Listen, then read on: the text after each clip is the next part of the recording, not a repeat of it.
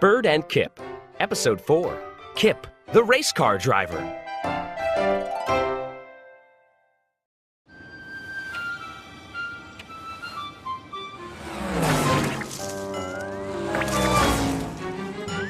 I want to drive a car, said Kip. I don't want to drive a car, said Bird. Cars are too fast. Vroom, vroom. Said Kip. Kip zoomed along the branch. I'm a race car driver, He said. Kip zoomed up and down the tree trunk. I'm a fast race car driver, He said. and I'm going to win the big race. Bird was watching Kip. Be careful, Kip. She said.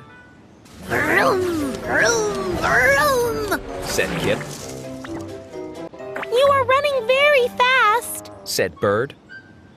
You mean I'm driving very fast. Said Kip. And you're not being very careful. Said Bird.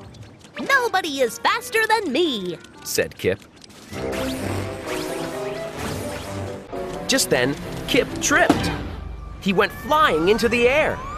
Oh no! Cried Kip. Oh no! Cried Bird. Crash! Kip smashed right into Bird's nest.